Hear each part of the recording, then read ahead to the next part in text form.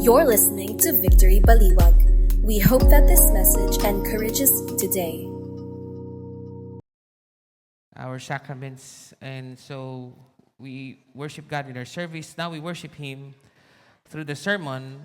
Romans 12 verse 9, it says there, "Let love be genuine, abhor what is evil, hold fast to what is good. Love one another with brotherly affection, outdo one another in showing honor. Do not be slothful in zeal, be fervent in spirit, serve the Lord. Rejoice in hope, be patient in tribulation, be constant in prayer. Contribute to the needs of the saints, and seek to show hospitality. Bless those who persecute you, and bless, do not curse them. Rejoice with those who rejoice, weep with those who weep. Live in harmony with one another. Do not be haughty, but associate with the lowly. Never be wise in your own sight. Repay no one evil for evil, but give thought to do what is honorable in the sight of all. If possible, so far as it is dependent on you, live peaceably with all. Beloved, never avenge yourselves, but leave it to the wrath of God. For it is written, 'Vengeance is mine, I will repay,' says the Lord. To the contrary, if your enemy is hungry, feed him. If he is thirsty, give him something to drink. For by doing so, you will heap burning coals on his head. Do not be overcome by evil, but overcome evil with good." Lord, tulungan niyo po kami. Alam ko po marami po kaming pangangailangan. And sino po ba talagang makakapagbigay sa amin ng pag-asa? Walang iba kung hindi ikaw sa pamagitan ng iyong salita. Lord, alam ko, yung ibang kandidato namin nagwagi, yung iba hindi. Pero ngayong umaga, magwawagi po ang kabutihan. Lord, maraming salamat po. In Jesus' name, amen and amen. All right, go ahead and take your seat. So, bati mo naman yung katabi mo. Good morning, kaliwa. Kanan, tanungin mo siya kung talo yung kandidato niya. Wag na. Baka mag-away pa kayo. Panalo ba? Talo. So we are on our, ano na ba ngayon? 4th week of our series, Pag-asa. Okay, sabihin niyo po, Pag-asa. Tungkol saan yan? Ulit-ulit na yung joke ko, no? Philippine Atmospheric Geophysical. Lagi nyo kasi naririnig yan and astronomical service, lalo na pag may bagyo. So, hindi yan tungkol dyan. Tungkol talaga siya sa hope kasi nga volatile at feeling mo kahit siguro nanalo yung kandidato mo, makikita mo yung inasahan mo minsan madalas nga, hindi rin mangyayari kahit nanalo pa siya. So, we wanna found again our hope not in political messiahs o dun sa mga nangako, pero doon kay God, na ang foundation ng hope, kung kaya niyang mabuhay sa pagkamatay, marami pa siyang kayang gawin. Okay, so, and so SWF survey this year ay kamukha ng Hope Survey in 2008. The lowest, 89%, to which nagkaroon ng recession noong 2008. Hindi naman natin sinasabi magka-recession, but what I'm saying is, kunwari, magkaroon ng recession, ano po ba yung dapat natin gawin ngayon? And that is to have a momentum. Sabi niya po, momentum. Momentum of hope. Kasi yung Book of Romans ay medyo peaceful time pa sila, pero parating na si Emperor Nero. Alam naman natin na si Emperor Nero ay nanununog. So, ibig sabihin, nung pagpalit ng bagong administrasyon, may naririnig sila, mukhang papakain sila sa leon nito. But what enabled them to endure the next government was that they had a momentum of hope. And so today, we're going to talk about fueled by hope. Ano po ba ang maggagasolina sa ating pong pag-asa? Na hindi lang po magwagi yung ating binoto. Sabi ng iba, nagwagi daw ang boto ng mga kabataan ngayon. Pero ang totoo, whether we are in a good situation or a bad situation, ito po ang katotohanan. Ang kabutihan ay magwawagi. Yun po yun. Ibig sabihin, kung feeling mo hindi nagwagi yung kabutihan, meron pong unlimited na gasolina ang kabutihan na sa dulo, sa fourth quarter, panalo yung kabutihan. Actually, panalo na nga. Okay? So, regardless kung sino pang nanalo, ang tanong, panalo po ba yung kabutihan? At ang tanong, paano ba natin nalalaman kung nananalo yung kabutihan o nananalo yung kasamaan? Ibig sabihin, pag nanalo tong kandidato na to, dahil masama siya, talo yung kabutihan. Ganun po ba yun? Biblically, we're gonna see a few things. Paano nating i-scorean? Parang may scoring no? Na pag ito nangyari, panalo kabutihan. Point 1, pag ito nangyari, panalo ang kasamaan.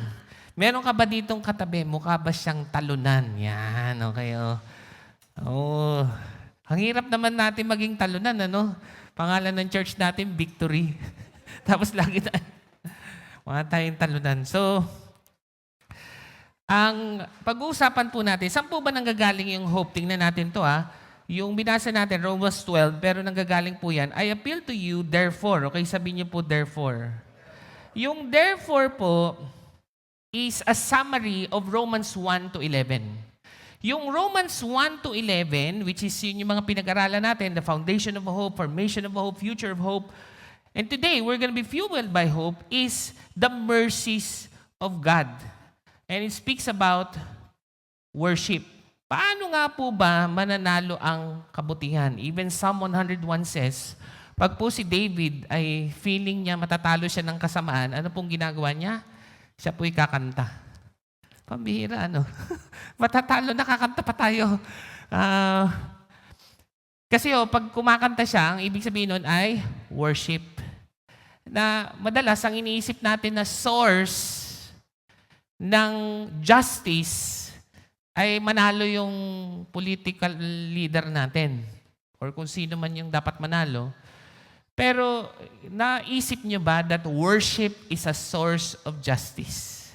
Because it's very clear in the Bible, tuwing matatalo ang seemingly ang kabutihan, ang response ni David as a political leader is to sing.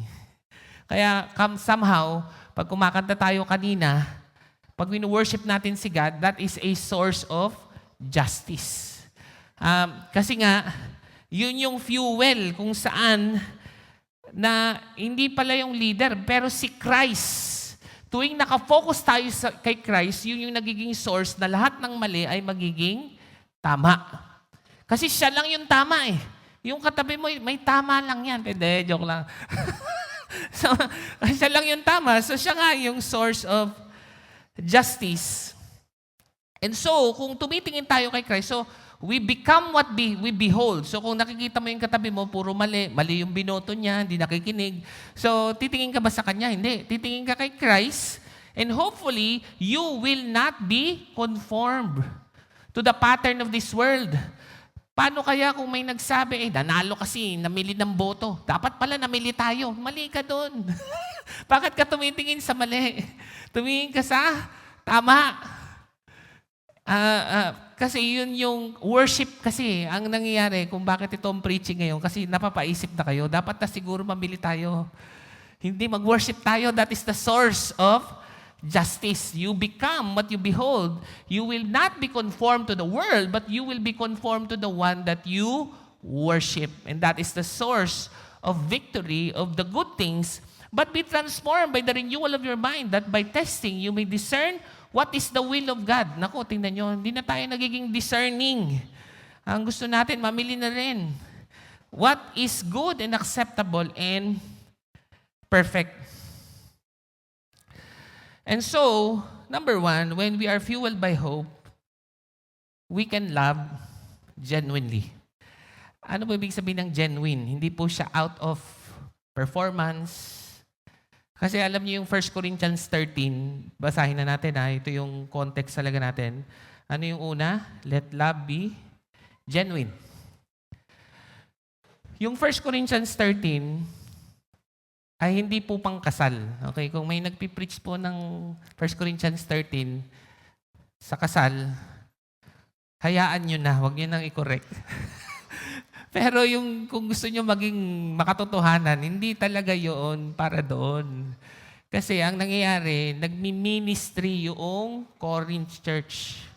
Ibig sabihin, sila po ay vibrant, active, lagi nagbi-VG, all. Pero it seems that hindi nila ito ginagawa sa pamagitan ng pagmamahal, pero ito'y dahil sila po ay nakikipagkompetensya. Kaya sabi niya, huwag ganun. In view of the mercies of Christ. Ibig sabihin, dahil nakafocus ka kay Christ, matututo kang magmahal ng genuine at hindi dahil nagko-compete, pagalingan. Now, kung gusto niyo po ng pagalingan, ang nakalagay dito is outdo one another in showing honor. Ibig sabihin, kung gusto mo magbilang, di ba? Minsan nagbibilang tayo, nakailang dasal na ako ngayon, Lord, ha? Nagdasal ako ng paluhod. Mga ganon. Nakailang sakripisyo ako ngayon, Lord. So, yun yung mga binibilang natin. Mas malamang, pag nagbibilang ka na, nakailang kanta na ako dito, Lord. Pagod na ako. Nakailang serve na ako dito. Ibig sabihin, pag yung binibilang mo, yung mga magaganda mong nagawa, competition yun, mga kapatid. Sa tingin mo ba, hindi alam ni Lord? Alam niya. Alam mo kung anong dapat mong bilangin, yung nagagawa ng iba. Outdo one another in showing honor. Ibig sabihin, ilang beses ka bang nag-honor ngayong araw? Ilang beses ka bang nag-honor? Gusto nyo ng app? Honor app. Meron ng bagong cellphone ngayon na nag-promote pa, no? Baka hindi magandang i-promote. May nakikita ko, honor yung pangalan ng cellphone eh. Nakita niyo ba yan? Madalas kasi pag nagpo-post tayo, horror eh, di ba? Pero yung honor, hirap na hirap.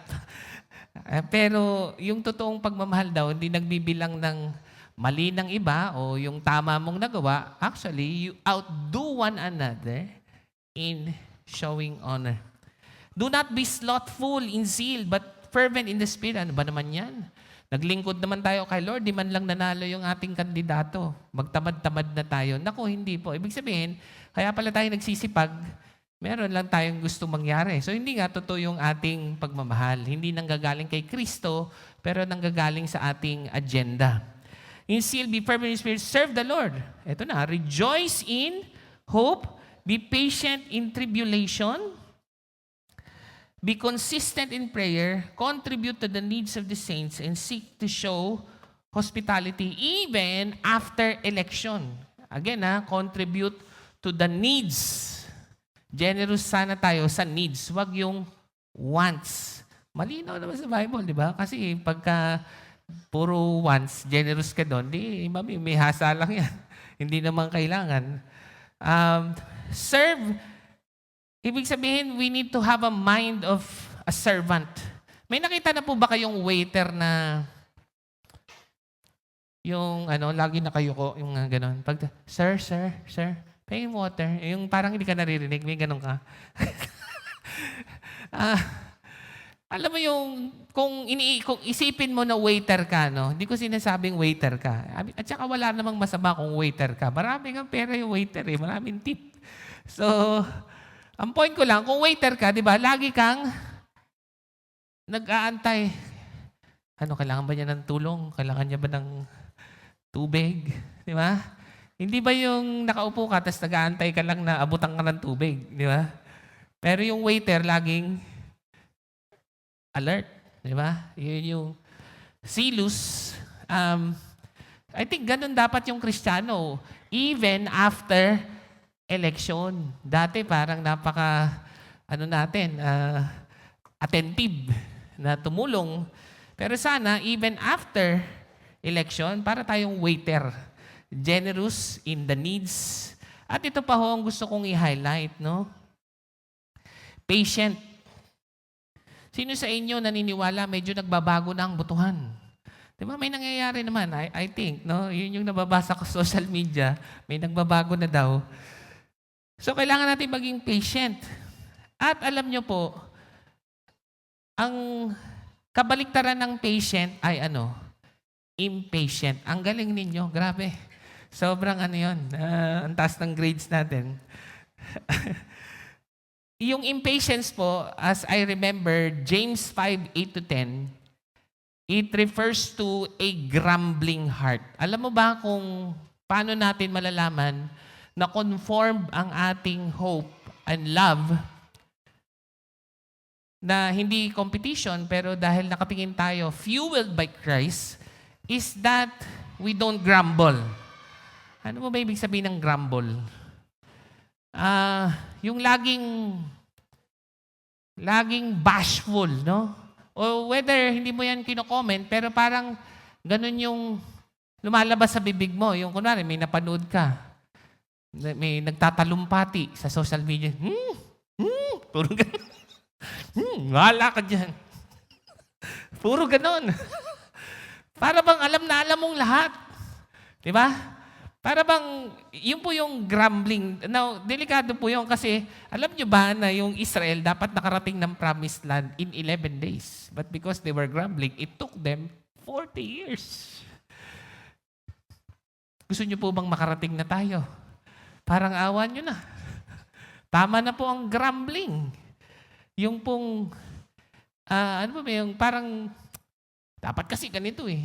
Naku, mali talaga yan. Ganon. Puro ganon. No? Naku, talaga. Ay, naku. Kung ako yan, ikaw pala. Tumakbo ka na. So, sabi ng, bakit po ito mahalaga? Sabi po ng James 5:8-10, be patient, do not grumble, for the Lord is our judge. Kasi, bakit hindi tayo nag-grumble? Kasi hindi naman pala tayo ang husgado.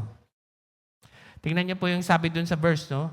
Verse 19, Beloved, never avenge yourselves, but leave it to the wrath of God. Meaning, ang Diyos po dapat ang parang hindi tayo mag-grumble, and that we are fueled by hope and not fueled by grumbling, which is, by the way, so serious. Grumbling is so serious, it hinders you from entering the promised land ng sobrang delay. Mula 11 days, naging 40 years. Tama na. Tama na, please. Hindi ko nga alam eh. Alam nyo, i-call out nyo po ako. Pero sa tingin ko, yung Facebook ko, parang wala naman akong sinasabing mali doon. I don't know. Ewan ko. So, samahan nyo na ako. Sana walang nababasang pangit sa Facebook ninyo. Kung mayroon man, sabihan nyo ako, buburahin ko. Para makarating na tayo. Tama na, 100 years na. Don't act as a judge over the life of the country. Para bang pag tayo nagsasabi, parang alam na alam natin yung mangyayari sa buong Baliwag, buong Pilipinas. Galing-galing natin eh, no? Parang tayo yung judge. Pero sabi niya, leave room for the wrath of God, which means let God be the judge. Ang trabaho natin ay outdo one another in honoring. Kaya kasi nag-grumble tayo kasi sabihin natin, kasi I know what I deserve. Hindi ko deserve to. So alam mo kung anong deserve mo. Okay? I know what others deserve. I know how this city should go. I know how this nation should go. At alam nyo, napakasimple lang. Di ba sabi ni James yung dila raw maliit, pero parang naapektuhan yung buong barko. Di ba? Parang yung sunog, na-realize ko, ano yung mga road rage? Saan nagsisimula yun? Sa bibig. Mamamatay ka na dahil lang sa ano? sa dila mo. Kunwari po, example lang to nanonood ka ng TV. Tapos may konting sunog doon. Maliit, ganun lang. Kasi laki lang ng dila mo, yung sunog. Makakapanood ka ba ng TV? Hindi, di ba? May sunog, maya, maliit lang yun. Hindi. Mamaya, buong bahay mo na yan. Ganun din, pag nakakarinig ka, puro grumbling, puro comment, bashful.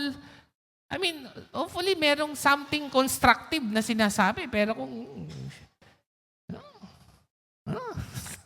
puro, paliyan ka na, matutumba ka na. Na, scornful.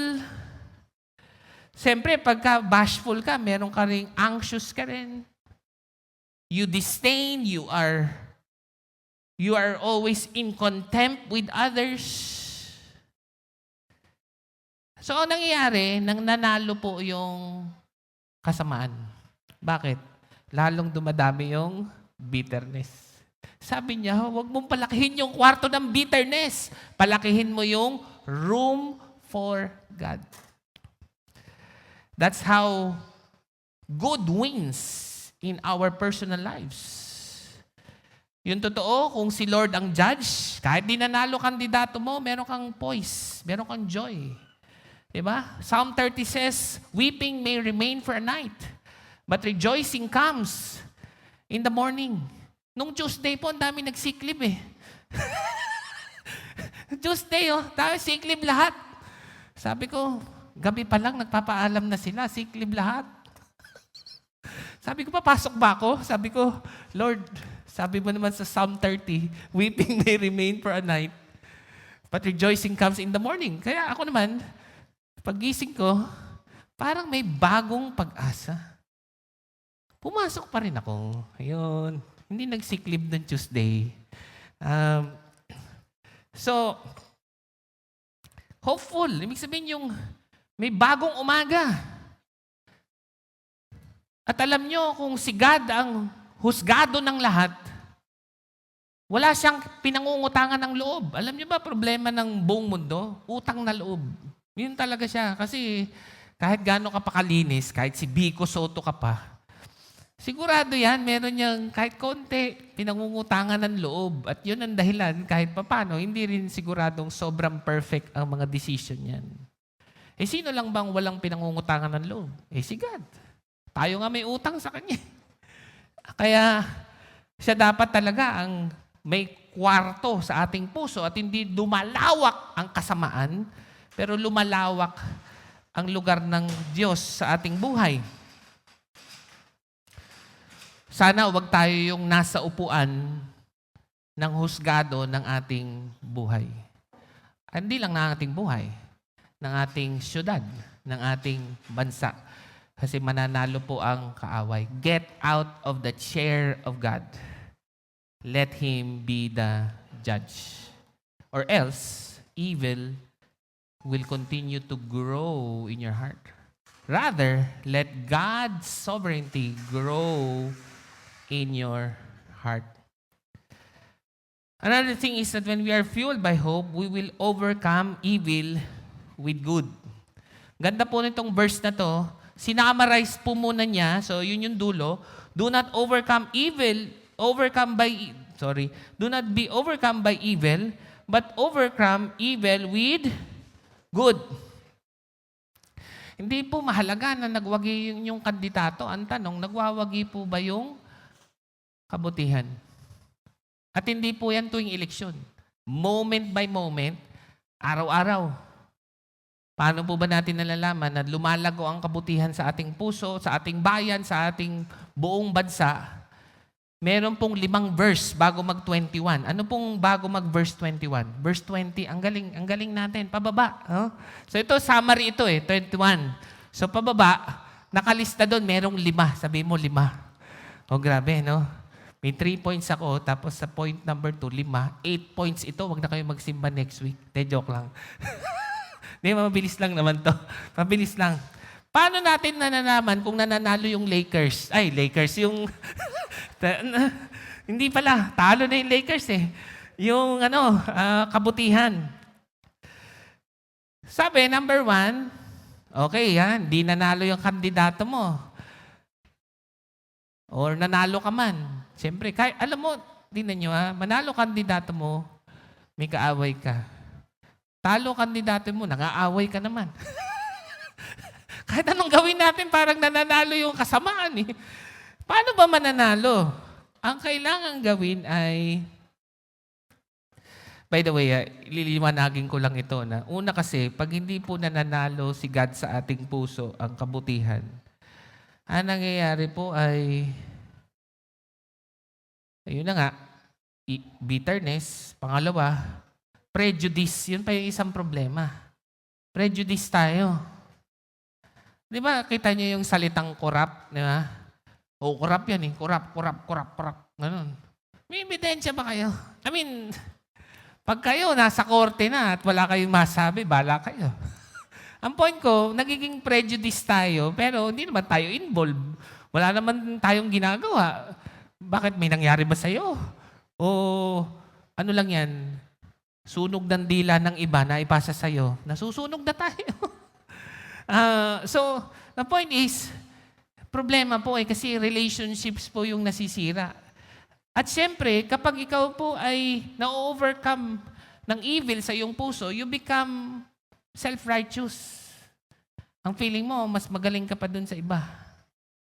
Pero ang totoo, hindi naman. Kung magaling ka pa, di ikaw tumakbo. Ikaw na.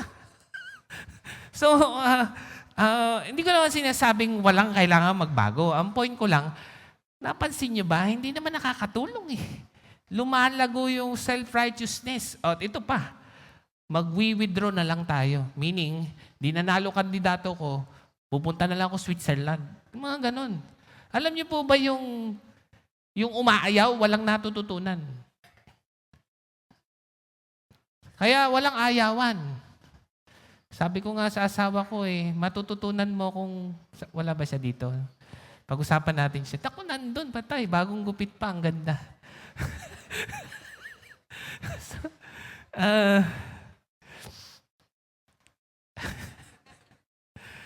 ayoko na tuloy-tuloy.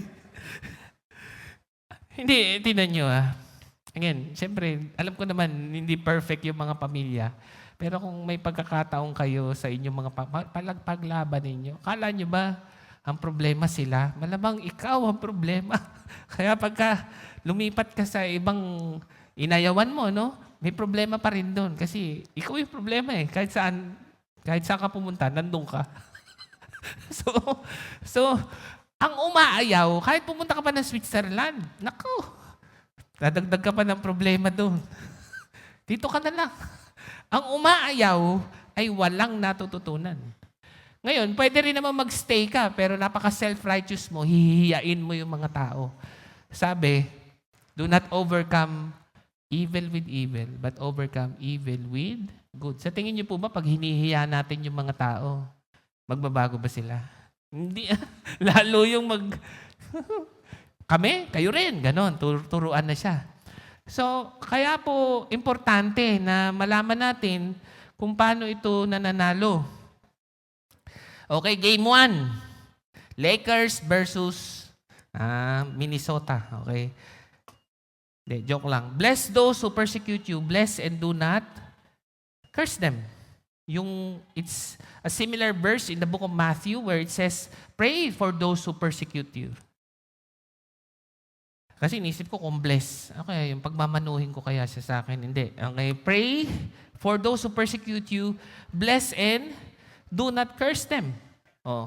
Paano mo malalaman kung, okay, round 1. Sinong nanalo sa puso mo? Good or evil? Ang sagot ay, pag nag-pray ka. Oo, tingnan mo yung katabi mo, nagpipray na. Mamaya pa yung prayer time natin. Di joke lang. So, kunwari, hindi nanalo yung gusto mo. Tapos yung nanalo, ayaw mo. Alam mo, pag-pray mo yung ayaw mo. Oo. Kasi tingnan nyo it's hard to pray for someone and stay arrogant. Oo. Hindi, ito, bibigyan ko kayo ng step 1. Pag-pray mo muna, kunin siya ni Lord. Mga ganon. Lord, grabe Lord. Talagang nababalutan na ako ng kasamaan. Paano kaya ito matatalo pag pray mo siya, Lord? I pray for her. Kunin mo na siya. But not my will, your will be done. O, di nag-humble down ka na. Lord, kunin mo na. Ako, nung Lunes, marami na akong pinag-pray na kunin ni Lord Sabi ko, Lord, pero kung ayaw mo pa, magagawa ko. Bahala ka na. Basta sinabi ko sa'yo, kunin mo na siya. Para, so ibig sabihin, okay lang po yun. Huwag naman kayo mag-pray sa mic ng ganun. Lord, galit na po ako sa asawa ko. Kunin mo na siya. Huwag ganun. Sarilinin mo lang. Tapos, kahit sinasabi mong kunin mo na siya, tingnan mo, magkakaroon ka ng humility. Lord, ikaw nang bahala. Kung hindi mo kukunin, hindi magtitiis ako. Pag kukunin mo na, baka malungkot din ako. Bahala ka na, hindi ko na alam. Pagkat natuto po tayo mag-pray doon sa ating nakakaaway. Score, good 1. Evil, 0. Yes, okay. Round 1. Palakpakan naman natin ng kabutihan. Yay! Panalo! Kaya pag merong road rage, yun pala, maganda. Hindi ko nabasa to eh. Dapat nag-vlog pala ako dito nung sumisikat yung road rage. Ano? Pwede po ba kitang ipag-pray? Lord, kunin mo na siya.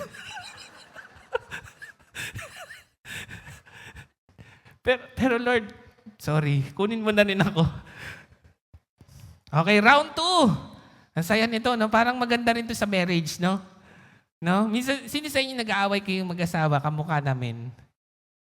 Talaga? Wow. Alam mo, kahit nainis ka sa kanya, pag-pray mo. Sabi mo, kunin siya ni Lord, pero mo parinig. Pero tingnan mo, magkakaroon ka ng humility. Panalo ang kabutihan. Number 2, round 2. Repay no one evil for evil, but give thought to do what is honorable in the sight of all. Ano ibig sabihin pag hindi mo binalik yung maling ginawa sa'yo? Ang ibig sabihin nun, pinatawad mo siya. Diba? Hindi mo inano eh. Hindi mo siningil eh. So, hindi rin naman ibig sabihin na forgive and forget. Hindi naman ako naniniwala doon. Kung niloko ka na niyan, huwag ka naman nang makipag-transaksyon. Pambihira naman. Ang dami-dami namang katransaksyon dyan. Huwag na yan. Niloko ka na eh. Pero huwag ka na rin ano ng sama ng loob, magtanim na. Nakuha niyo po ba yun? Kasi mamaya, kumbaga, sige, pinatawad na kita. Pero bumili ka naman ng manika, tapos tinutusok-tusok mo ng karayom. Di natuto ka pa mag-witchcraft. Hindi, ang gawin mo, wag ka na rin parang ganito. Hindi mo na yan makakalimutan, pero wag kang magdasal na may mangyaring masama sa kanya. Yun. Wag na. Kasi nananalo yung kasamaan eh. Biruin mo ang prayer mo, ganun. Lord, pinatawad ko na siya. Pero may manika ako rito, Lord. So, hindi nyo alam yung manika. Huwag nyo nang alamin. Di ba? Yung witchcraft. Biruin mo, nag-aaral ka pa ng witchcraft. Kala ko ba pinatawad mo na? Sabi ng Mark 11:25, anong sabi? Pag ikaw daw ay nagwo-worship, may naalala ka na may kasamaan ka ng loob, ano daw dapat gawin? Leave your gift at the altar and forgive. Ibig sabihin, pag nag-worship ka, ang gandang source ng ng justice ng worship. Kasi pag nag-worship ka, pinaalala ni Lord lahat ng kaaway mo. Lord, ba't parang hindi kita maramdaman? Patawarin mo na siya. Mga ganon. No? Ngayon, siguro, sino sa inyo naisip mo, hindi ko muna siya patatawarin kasi hindi ko pa nararamdaman. Naku, hindi mo mararamdaman talaga. Ang pagpapatawad po, unang ginagawa bago nararamdaman. Kasi pag inantay mo yung pakiramdam, hindi mo yan mapapatawad. Kasi sa dulo, sinong panalo pag hindi mo pinatawad? Panalo yung kasamaan. Kasi naghahari ito sa iyong puso. So, kung ikaw ay nagpatawad, panalo ang kabutihan, ano lang score? 2-0. Yes, palakpakan naman natin ng kabutihan. Grabe, hindi napapagod ang kabutihan. Number 3, if possible, so far as it depends on you, live peaceably with all. Anong ibig sabihin ng live peaceable? Don't avoid people. Alam nyo, hindi naman, sigurado sa simbahang ito, marami kong nasasaktan din. Hindi naman ako perfect eh. Pero alam mo kung bakit 15 years na nandito pa rin ako, I try to be present. Alam mo yung galit sa akin, tinatabihan ko, lumalayo lang. Galit sa akin to eh, kakamayan ko. Tapos tatabihan ko, lilipat ng upuan.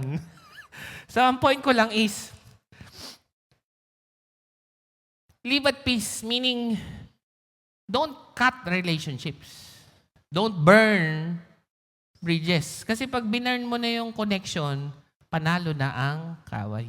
Panalo na siya. Nakascore siya. Huwag mong pa-scorein. Tambakan natin. Pag nangyari, pag hindi mo kinat yan, ibig sabihin, maaaring din man kayo okay, but let the door of relationship be open. Yung parang sinasabi, alam mo, pag may kailangan bukas ang pinto ko. Huwag tayo mag-initiate ng distance or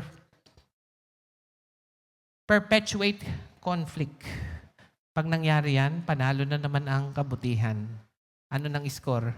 3-0. Malapit nang ma-sweep ito. Sweep. Okay. Ano pa?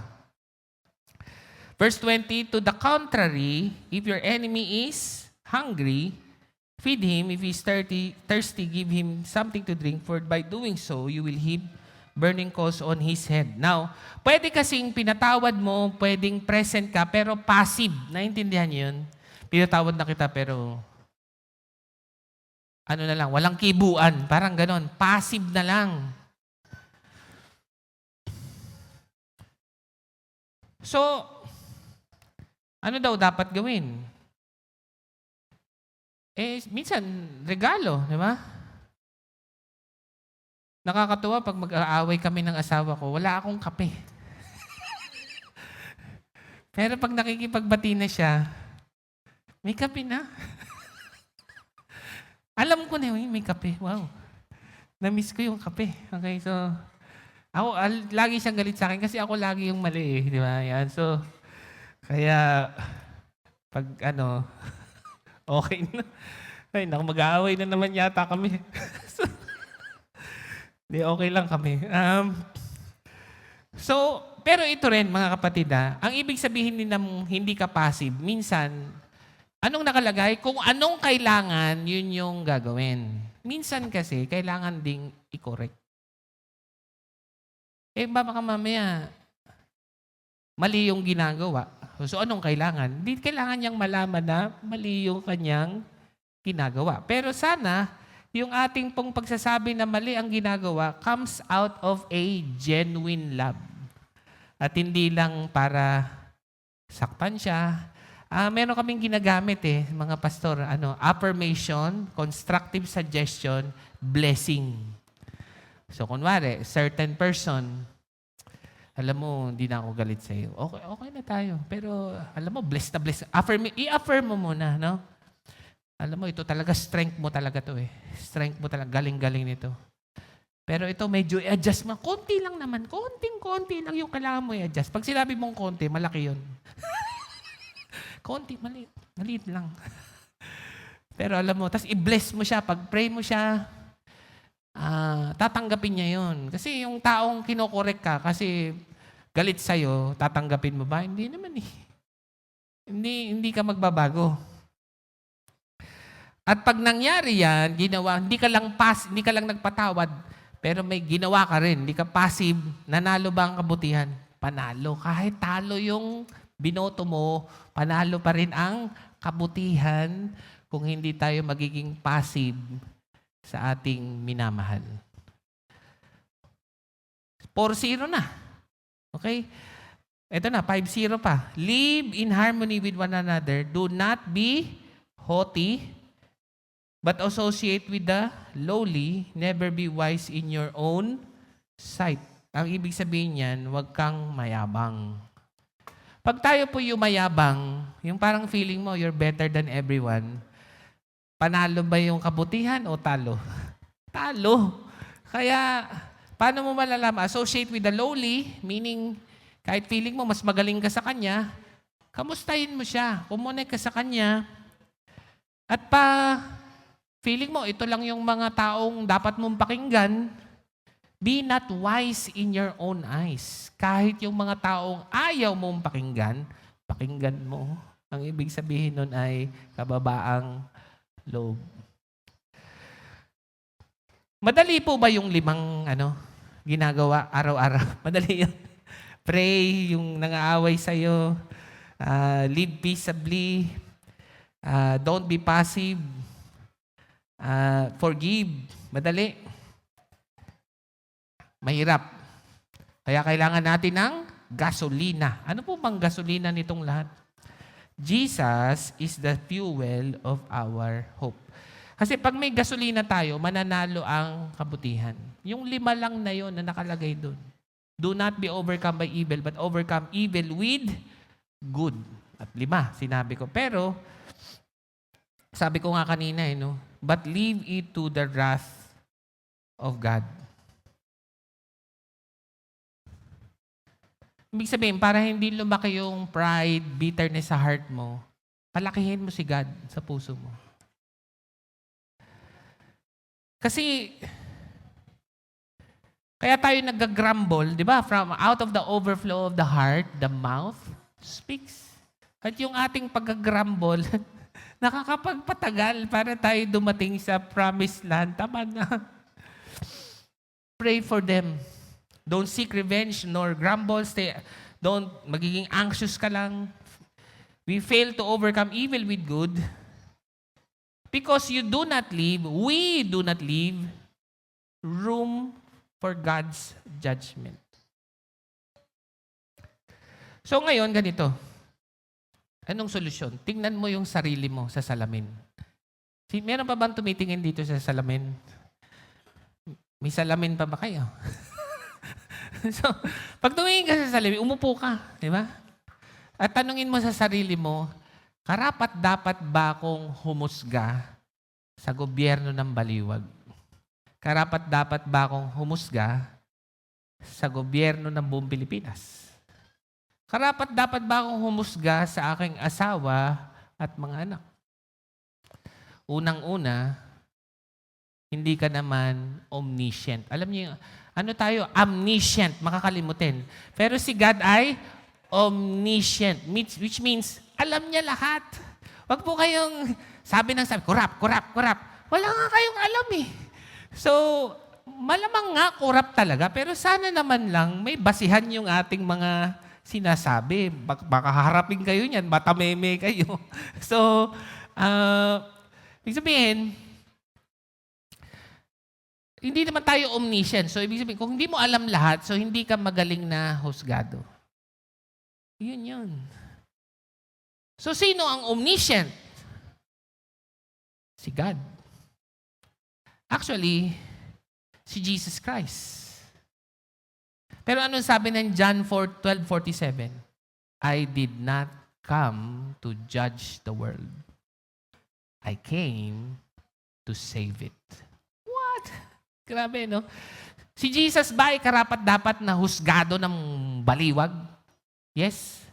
Ng buong Pilipinas? Yes. Buong mundo, bakit? Alam niya lahat eh. Pangalawa, hindi ka pwede maghusga kasi ikaw din ay nagkakamali.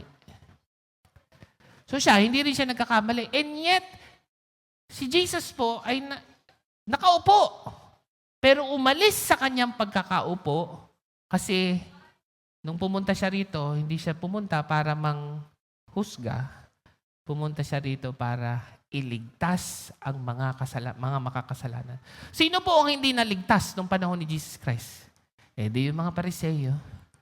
Di yung mga taong feeling nila tama silang humusga. Tama silang mag-grumble. Now, tignan nyo. Kung si Jesus ang tamang husgado, then therefore, you are not a better sinner than others. You are a fellow sinner. Makasalanan ka rin. Kamukha ng iba. Kung hindi nga tayo hinusgahan ni Kristo, now, hindi ko naman po sinasabi na walang husgahang mangyayari. Siyempre, at the end of the world, meron pa rin yung judgment. Yung hindi tumanggap kay Jesus, talagang ganun. Pero kaya nga hindi pa dumadating si Jesus binibigyan niya pa ng pag-asa ang mga taong hindi kumikilala sa Kanya. Grabe, no? Sinong dapat humusga? Si Jesus. Pero umupo ba siya doon? Hindi. Where do we get the fuel of our hope? The judgment seat was empty. But He came to the cross, not to judge, but to save. Therefore, we can pray for those who persecute us. We can not repay evil with evil, but overcome evil with good. Therefore, we can not avoid. Isipin ninyo, si Jesus, holy. Pero in-avoid ba niya tayo? Hindi. He came from heaven to earth to show the way. At hindi siya naging passive. Sige, pinatatawad na kita. Hindi lang siya nagpatawad, siya po'y namatay sa krus ng Kalbaryo. At hindi po siya naging mayabang. Kung meron mong pong dapat magyabang, si Jesus yun. But He did not come to be served, but to serve and to give His life as a ransom for all. How many of you believe Jesus is the fuel of our hope? Mananalo po ba ang kabutihan? Yes. Kaya palakpakan natin Jesus. Why don't we all stand and as we come to a time of prayer, hawakan po natin yung ating puso't bibig. Lord, from out of the overflow of our heart, our mouth will speak. Lord, feeling namin ang dali-dali lang mag-comment, dali-dali lang mag-grumble. But Lord, this is a serious matter.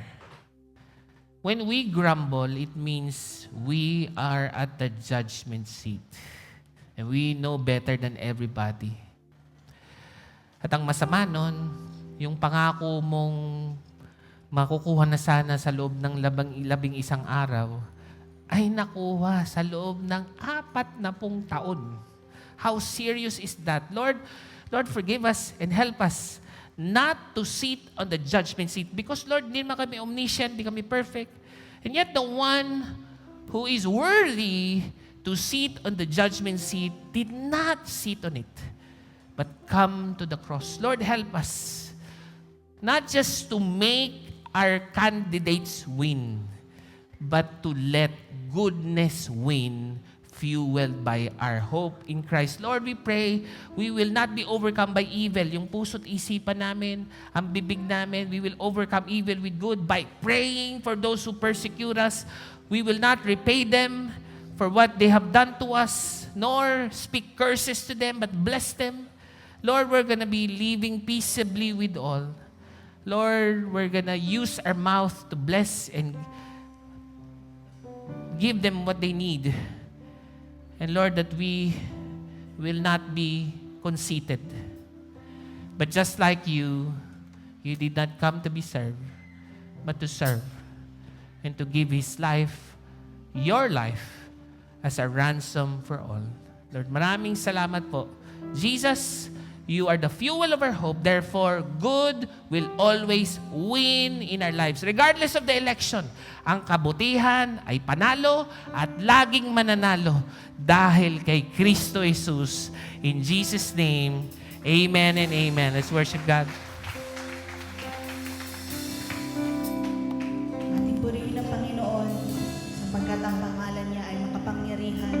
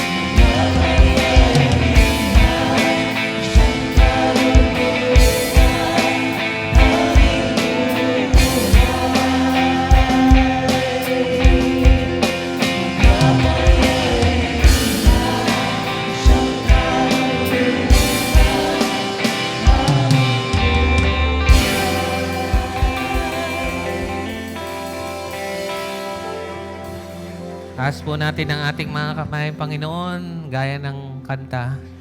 Ikaw ang dakila, Jesus. At ikaw ang tanging source, the fuel of life. Lord, alam ko, yung iba sa amin, pagod nang gumawa ng mabuti.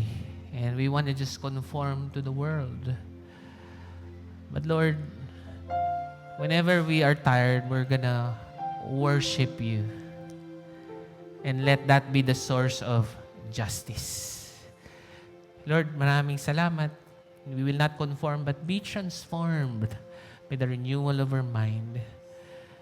At Lord, dahil doon, regardless kung nagwagi ang mga gusto namin, pero kay Kristo, laging magwawagi ang kabutihan.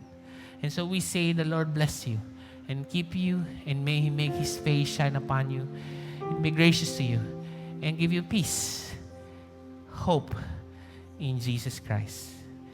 This we ask in His name, and everybody say, Amen and Amen.